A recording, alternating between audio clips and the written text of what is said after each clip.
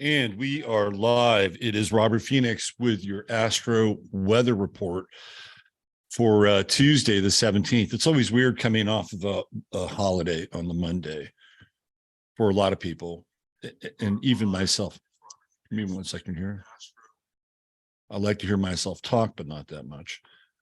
So yeah, we're back, and I hope everybody had an interesting 3-day weekend. If you're in the 3-day weekend work cycle, we're coming off a very intense Scorpio Moon, which I talked about on Sunday night. And my immediate feedback that I'm getting from the world around me was it was a very intense time, and has been an intense time over the last 48 hours for people. And I kind of got into that on Sunday night and the impact of the Scorpio Moon. So let's bring up the chart that we need to look at for today. And it'll give us some insight into what's happening up there and in there. So here we have the Scorpio Moon at 27 degrees. And, you know, whenever we get into the late degree of a sign, doesn't matter what planet it's in, the energy of late degree miasma, right? 27 and 28 degrees.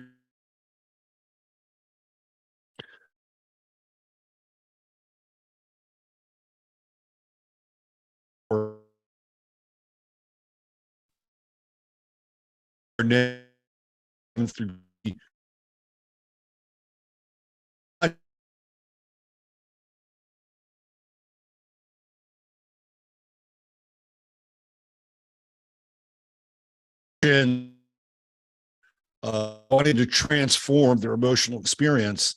And the brunt of it is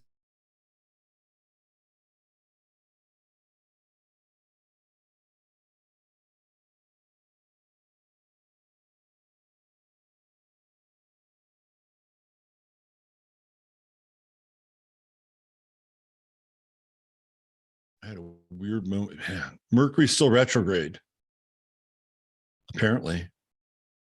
Let me bring this back up. That was very strange. And I'm still live. I apologize. Something went glitchy on the computer side of things. Internet side.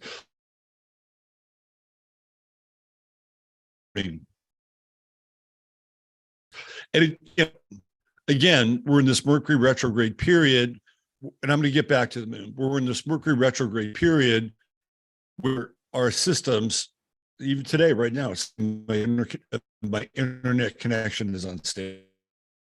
Really strange.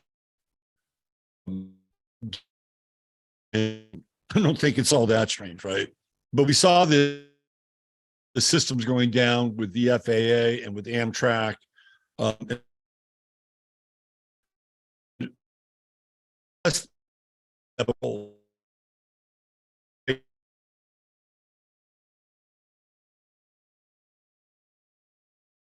Wow. So the internet is really, we got some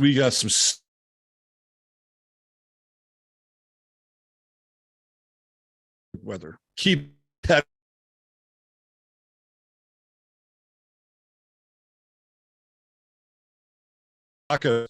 the spirit and the soul are stirring mightily, apparently.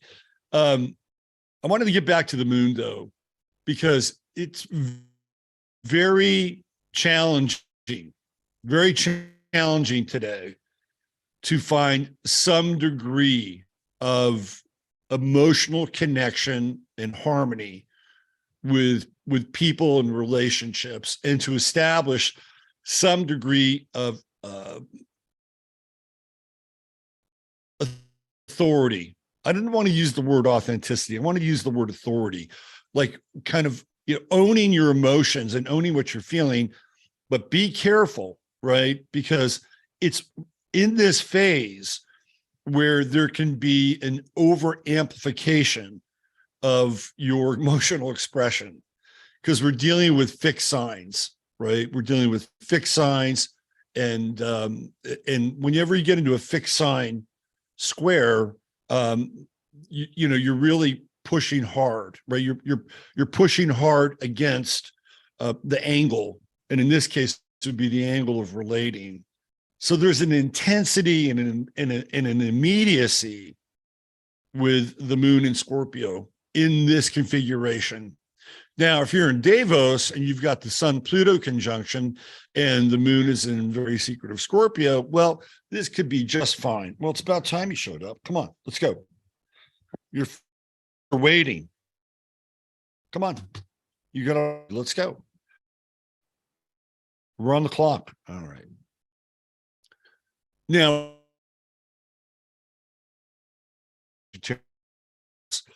and that brings a different set of consequences with it, right?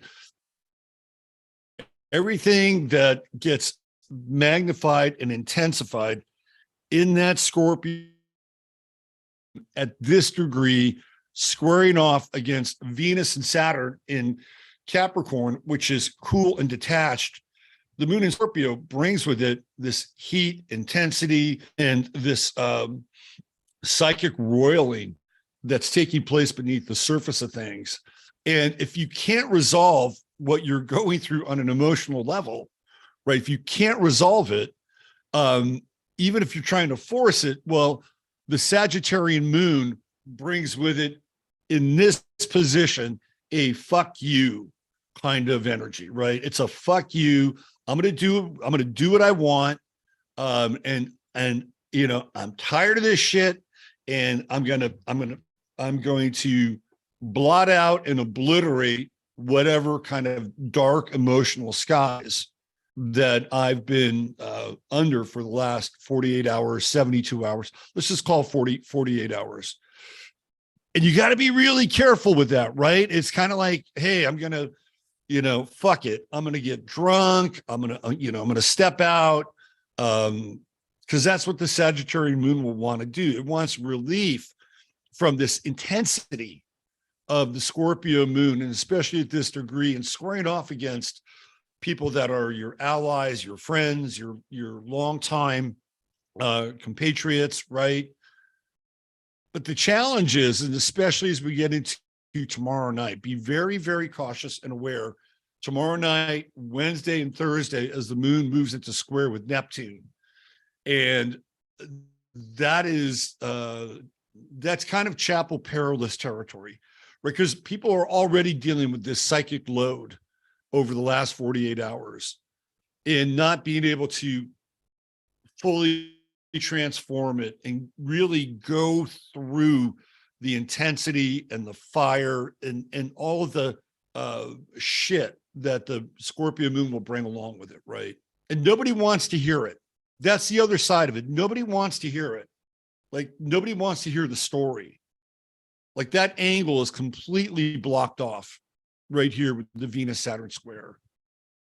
So then what do you do with that? Well, then you go and you see the moon go into Sagittarius just before it's about to go balsamic, and roughly for another 48-hour period, begins to square off against Neptune. In a lot of the posturing and strutting and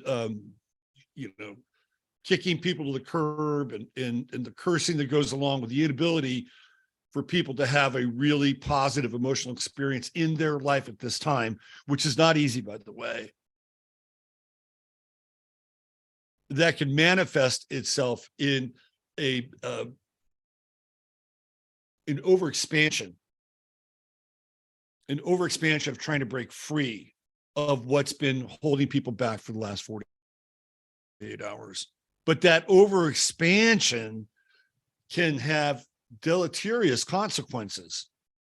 With a moon Neptune square, all of a sudden you can go from I don't care, I don't give a fuck, middle finger to the world, right? And then I wouldn't call it catharsis. It's not quite a catharsis. But what happened, or what could potentially happen, is the unsavory consequences of how that unchecked emotional expression of trying to offload the intensity and the frustration of the last 48 hours will manifest in your life. Now, all of a sudden, you're on the other end of the stick, right? Now, all of a sudden, you're in this place where you're feeling like a victim, or you're feeling as if you've been ripped off emotionally. And then there's an intense need to find support. So it's almost like this mad emotional swing over the next 24, 48 hours, where people just want to just break out emotionally. Like the dam has got to burst. Nobody wants to hear the story, right? And then it's like, okay, fuck you. I'm going to move into this Sag moon and I'm going to let it all hang out. And then in the process of letting it all hang out, you're not really solving the issue. And in fact, you're creating more issues because there can be consequences from it. And now all of a sudden, back to your friends or your network or the people that support you. And instead of going through this deeper kind of psychological miasma, now all of a sudden you're really in a pickle, right? You're really in a pickle. And, it's like, I'm sorry. I apologize. I didn't mean to go off on you like that, but, I was out too late last night and I parked my car in the wrong place and it got towed and I could really use a hand, right? That's kind of where this energy is going. Now, if you can navigate this in a successful fashion, and what I mean by that is that if you can navigate it in a way where instead of having to apologize after the fact or reconnect with people after the fact in a way where your the floor is dropped out of your your emotional ground, right? You actually have a better chance of getting something out of the Sag moon, right? Because this moon is ultimately going to sextile Venus, sextile Saturn. It's going to come in, it's going to trine Jupiter, it's going to trine Chiron. So there is the potential for some interesting emotional release at this point. But right now, and today, and to some extent yesterday, the conditions have already been set. What you don't want to do is you don't want to exacerbate the conditions by thrashing and flailing and trying to cut yourself loose from this period of emotional intensity, frustration, and dare I say bondage, right? The better course of action would be to step back, look at the events over the last 48 hours, maybe look at the events over the last 6 months of your life even. And then you look around and say, okay, where did I lose it, right? Where did I lose the plot? Instead of going off half-cocked emotionally, trying to liberate yourself, where did I lose the plot? Maybe what I need to do is review, because Sagittarius, when you look at the 9th house, it's the highest house in the chart. When you look at that, right? When you look at it, when you look at that potential, looking kind of down at your emotional experience and tapping into some theoretical wisdom that Sagittarius provides with it, right? You can say, maybe I don't need to go there. Let me be proactive emotionally. Let me see if I can mend some fences. Let me see if I can say a few words and people can connect with me in a different kind of way. So instead of, having the intensity and the urgency of the Scorpio moon and wanting to get your emotional needs met over the last 48 hours and running into this hard square over here with Venus and Saturn, step back and say, where did I fuck up? Where did I lose the plot?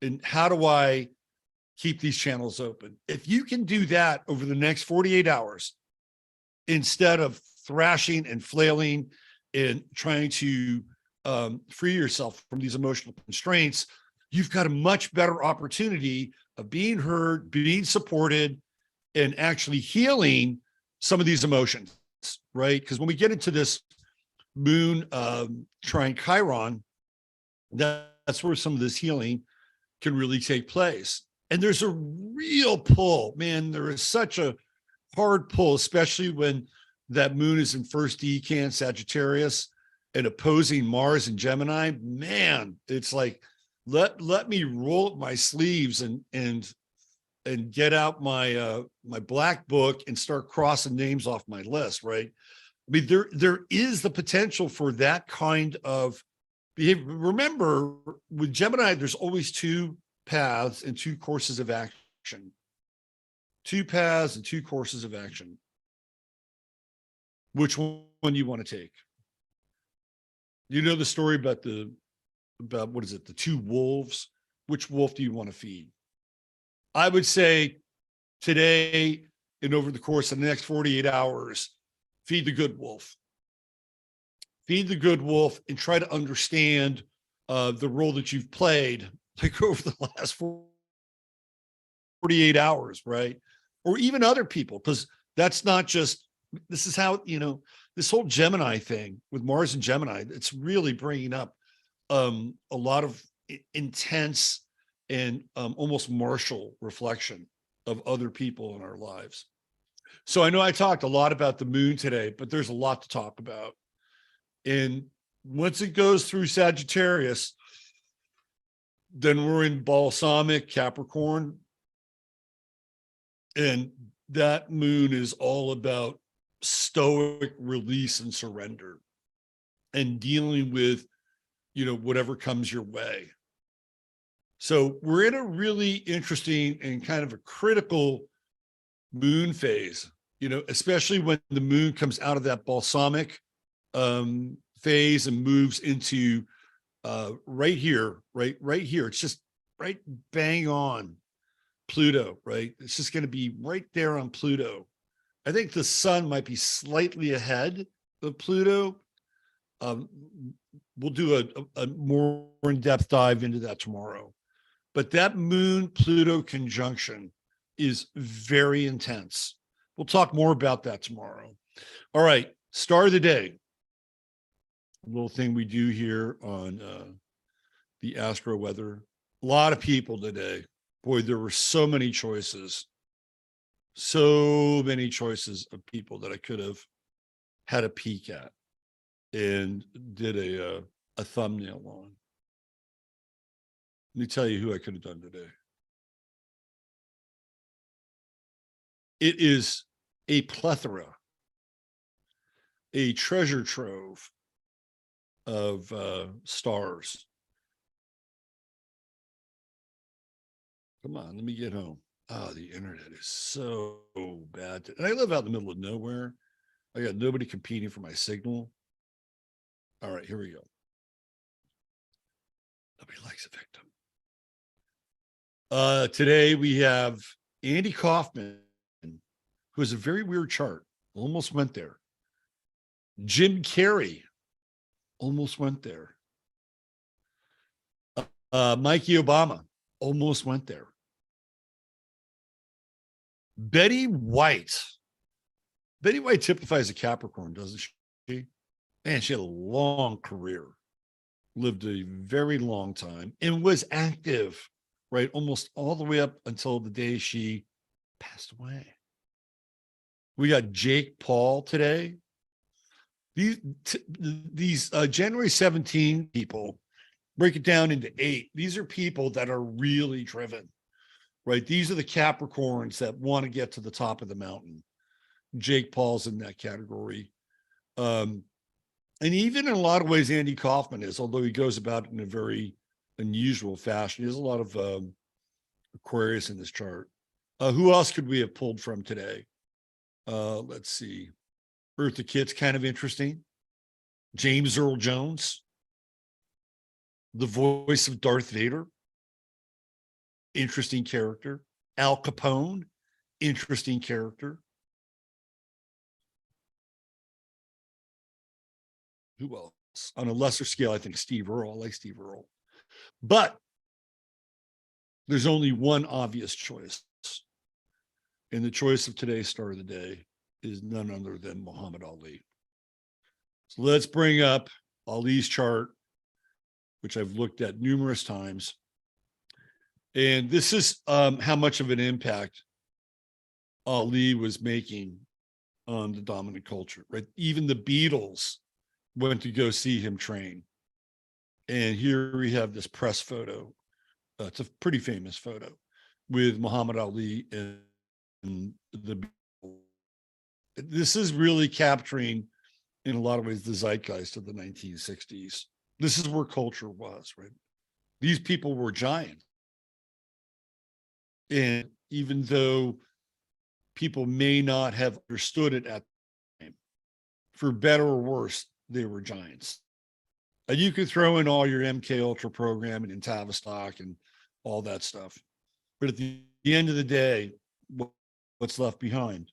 It's their legacy, the recordings, the fights. So let's get into Ali. Ali's a Capricorn, 27 degrees Capricorn, but man, is he influenced by Aquarius in more ways than people understand. He was a deeply original thinker. Muhammad Ali thought outside the box. He was born also just right here on this new moon in Aquarius, and he's got a Moon-Mercury conjunction, which means he's incredibly intuitive. And, you know, you'll find people with a Mercury-Moon conjunction, they can have incredible timing. You know, their timing isn't mechanical. You know, it can be very fluid, although in Ali's case, we do have a bit of a square here with Saturn.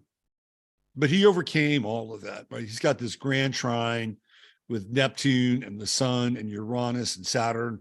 This is somebody with these aspects, Uranus and Saturn in the 10th house. He's going to impact the culture. That's just the nature of how this grand trine is going to operate, right? He's got Mars in Taurus, and it's the highest planet in his chart. It's at the zenith of his chart. So we know we can identify with what planet in his life is incredibly meaningful and important. So he's a boxer, he's a fighter, and that's what Mars represents, right? But not only is he a fighter and a boxer, but he's an ideological fighter. I mean, this is a guy that told the United States Army that he was not going to go fight in the Vietnam War. And that's exactly what he did. He refused to go to the Vietnam War. At that time, he was Cassius Clay. He changed his name to Muhammad Ali and followed the teachings of the Nation of Islam. And I don't think for Ali that was like a LARP. Like, it wasn't like George Bush or Donald Trump when they tapped out. Like, he truly followed the Nation of Islam. Like, he embraced the Muslim faith for better or worse, right? I mean, he really went all in on this thing.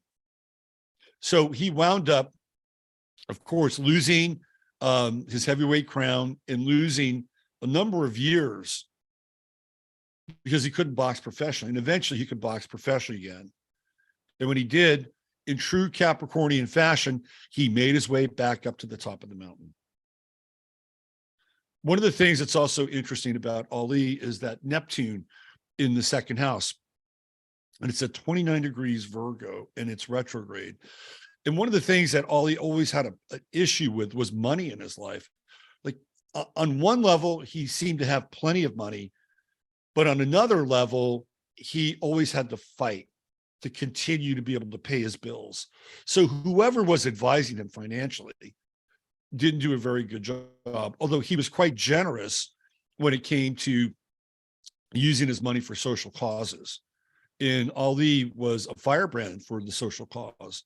What's also interesting is that Ali was a separatist. You know, he had gone on TV numerous times, and there was a famous talk show where he's in England, and he's basically saying, "Look, you know, I don't think people should marry and procreate outside their race." And a lot of Muhammad Ali supporters and people that see him in kind of the same way that they see Martin Luther King, who obviously his birthday was yesterday. So they're very connected in terms of chronology, time, social icon status. a lot of people like to see Ali in kind of a Martin Luther King like fashion, but he's not. He's much more radical in a lot of ways. And he's, again, taking a page out of the Nation of Islam. And he's basically saying, you know, you live where you live and I live where I live. The challenge with some of Ali's rhetoric was that he would be so down on the system, right? He'd be, and he was a reparations guy too. That was the other thing about Ali. But he couldn't always reconcile the calculus of his grievance, because he was in a world where most of the promoters and most of the owners of the auditoriums and his fights, and even his best buddy Howard Cosell, and I did a night show in the relation between Howard Cosell and Muhammad Ali, tended to be not black, right? So this is his Jupiter and Gemini, and it's retrograde, and he's very facile. He's incredibly facile with language, float like a butter. All of this Aquarian kind of unique way of creating his own narrative comes out.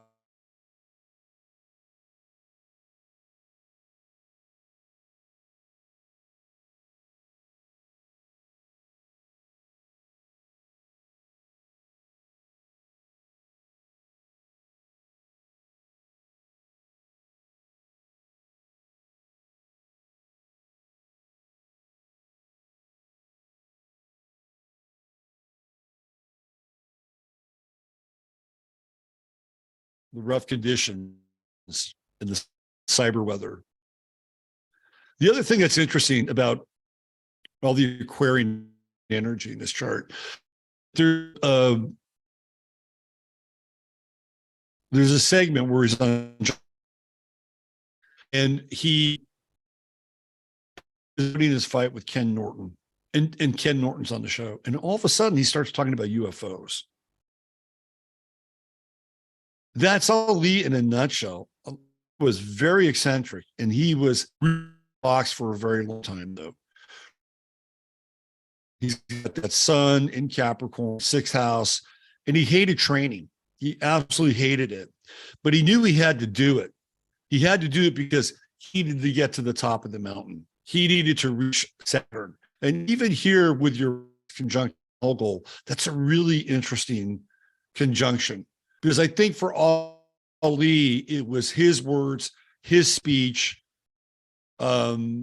his lexicon, language, rhetoric that really broke through for a lot of people who didn't have the voice, who didn't have the ability to have the stage or the platform. And I think he became that. In a lot of ways, he became a voice for the voiceless in a kind of a radical, creative, unique, often annoying kind of way, right? And I've talked about his Pluto in the 12th house, and I've made this notation that incredibly successful people have Pluto in the 12th house. And it feels to me like they're driven. They're driven on a level that they may not even understand. It had to do with early life circumstances, how they were raised, grudges that they may hold at a very deep level. But I've covered this before. Donald Brady, if I'm not mistaken, Madonna also had Pluto in the 12th house. So you can kind of see the psychographic profile of some of these people. And Ali was driven. He's got that. Got Mars squaring off at a bunch of planets. Fighter. He's literally, my opinion, has changed drastically about Ali. And I like him far more in the rear view mirror than I did at the time. What's also interesting about Ali is the fact that towards the end of his life, he lost the ability to speak. I mean, he had Parkinson's disease. So here's Uranus again on Algol, and all of a sudden the thing that he became known for more than anything, which besides his lightning fast left jab, was his wit and his ability to contextualize things in a social way that most people they didn't have the ability to do that. And they certainly didn't have the balls to do it. The thing about Ali in his chart, and it's pretty obvious here, he lacks water. And when he was fighting against Joe Frazier, he really, the first fight, he really attacked Joe Frazier's character. And they had been friends. And I'll probably do Joe Frazier's chart. I think he's born a few days from now. He's also a Capricorn. And they used to be friends. And when in their first fight, in the run up to the fight, and Ali trying to publicize the fight, started calling Joe Frazier and Uncle Tom and really attacked his character. Like he didn't have the emotional content to step back and say, hey, if I do this, I'm going to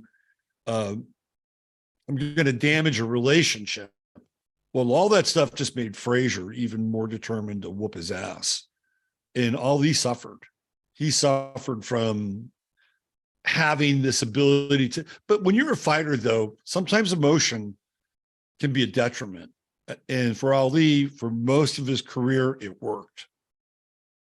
You know, he came from a mental space. He came from a space where he wanted to accomplish something. Whether it was these squares with Mars or the Capricorn sun, training every day to get to the top of the mountain. All right. A little over our time, but hey, thanks for being here. We had some interruptions with the internet. What I am going to do is I am going to go live over on 15 Minutes of Flame. If you don't know my daily programming, if I can find the graphic here. If you don't know my daily programming on 15 Minutes of Flame, it takes place at 9:11 a.m. Central Standard Time on my website. And I stream for about an hour and 40 minutes. I talk some astrology, but I also get into other topics. And today's going to be a very interesting topic. And it has to do with what happens when the social justice torchbearers and the liberals of the 60s and the 70s wake up to the woke hordes that are burning down their world. You may want to jump over there and catch us. It's going to be a good one. All right. Take good care. Have a great day. Bye for now.